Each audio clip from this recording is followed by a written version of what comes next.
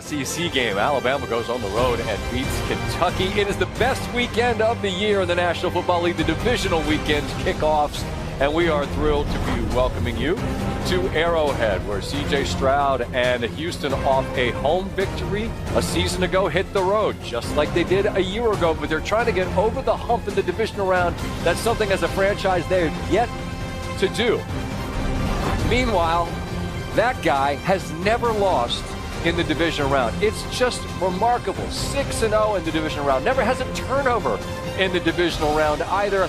That's what you're up against if you're Houston, trying to derail the quest for a three-peat for Kansas City. And we are joined now by Laura Rutledge. She'll be on the sideline with the Houston Texans. And this Texans team, they've got confidence right off that big win at home last week, but they've got some question marks for some important pieces. What can you tell us about player availability? Yeah, Scott, it's well said. They're confident, but they do know that they have many question marks at key positions. We'll start with Robert Woods, who DeMeco Ryans said is a game-time decision. He did tell us that he was trending well throughout the week, so they're hoping he'll be out here. That's important with an offense that certainly has seen so many of their skill players go down. Joe Mixon, the running back, is expected to play, and I was told this week by somebody close to the situation that he would do anything to be out here for this team. This matters so much to him. He's a veteran leader on this squad and really important to C.J. Stroud. They expect him to have a key role in this game as well, as they feel like running the ball is going to be important against this Chiefs defense. And then Azeez Al-Shire is also questionable. We'll watch him out here at warm-ups as well to give you the latest on exactly how he looks. But DeMeco Ryans said when it comes to the defense outside of Azeez Al-Shire, it's really about everything going on in the secondary. And that's a secondary that Andy Reid even said he has a ton of respect for. They play fast. They have great ball skills. DeMeco Ryans said this secondary, and of course, Derek Stingley Jr. as well as Kamari Lassiter, they're going to have to play really sticky coverage because of the way that this Chiefs offense gets the ball out so quickly. He said that quick passing game is something they've got to do everything possible to make sure it doesn't hurt them. Hunter and Anderson up front, Lassiter and Stingley on the back end. There's a lot to like on this Texans defense. They're going to have their hands full today, Laura. Appreciate you. We will talk with you later today. Look forward to your contributions on the call. We go back to week 16. 4 weeks ago, these teams played. Chiefs were just 3.5-point favorites, but you'll recall there were questions about the man's ankle. And then Patrick Mahomes put those to bed with that 15-yard touchdown rush up the middle. Chiefs had a 7-point lead, and that is when C.J. Stroud found Tank Dell, who made an incredible catch, which unfortunately coincided with a horrible knee injury, which cost him the season. The emotions were palpable following that.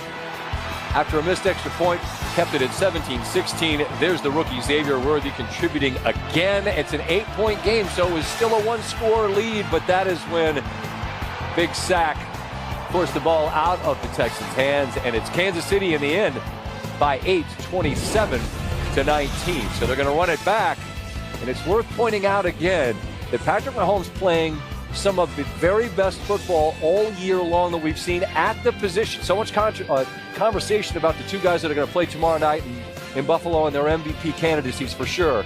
But since week 12, Mahomes has been rolling. He's had the fastest average time to throw in the NFL since week 16. Got about 2.5 seconds the first time these teams played. And let's get out to the field. Some thoughts on how success against this talented defense translated, and if it will again, folks? Well, first off, Scott, my thoughts and all the success I have are frozen at this moment. But Patrick Mahomes was great against the Houston Texans, and they used motion and also getting the football out of Patrick Mahomes' hands extremely quickly to combat this man defense of the Houston Texans. Here you're going to see, this is Marquise Brown who's going in motion. We're going to get double in, and we're also going to get a flare by the running back. Derek Stingley is expecting a combo or banjo coverage and expecting Marquise Brown or someone to come out. No one comes out. He beats the backer across his face. It's a huge catch and run. Now, here's a play I love. It's an RPO. We're going to get a motion by Xavier Worthy. Kamari Lassiter is going to leave late off of his coverage to continue across the field. We get zone read blocking. And look at the way that Patrick Mahomes now is reading off the defensive end. He could run this football or pass it to Xavier Worthy. So now myself, Kirk Cousins, Jason Kelsey, Marcus Spears, along with Cap, Weisner, Buck, and our guy Horn are going to show you some of what happens on this play. Kirk, before we get there, tell me a little bit about what the conversations could have been this week for Patrick Mahomes. Well, you know, when you come in Wednesday morning, having just played the Texans only a few weeks ago, you're wondering, what is our game plan going to look like? Are we going to copy what we did before, or are we going to do something new? Now, the RPO is a big part of their identity, period, so you're getting that every week. But this motion, the stacks, the bunches gave Houston a problem. Yeah. So you wonder, are we going to do this again, or is that the very thing that Houston has practiced all week and is expecting, and that's the one thing they're not going to let beat them? We will have to see. Yeah, you know what? So they definitely practice it. So the first thing that's going to happen is when Xavier Worthy goes in motion, Kamari Lassiter needs to communicate to Derek Stingley that they're switching, and he needs to go earlier because since he was behind and trailing, Kirk Cousins knew they had leverage. Patrick Mahomes knew they had leverage to the outside. Here we go. What are you getting, JK? Offensive line is just running outside zone, right? We're running outside zone here, and so much that is important about outside zone being successful is controlling the backside, whether it's the backside D tackle, the backside defensive end, my man Marcus Spears, or the secondary element, linebacker or safety. And that's what this advantage throw is giving them the numbers for the outside if they don't respect it. Absolutely. JK, when they create that motion, they create leverage outside of me, something I have to pay attention to. I also got Horn here as an overhang tight end. I have to respect this outside presence. But like you mentioned, you are running away zone. My job as the defensive end is to squeeze this as much as I can. But the action in the backfield between Kirk and Michelle is slowing me down.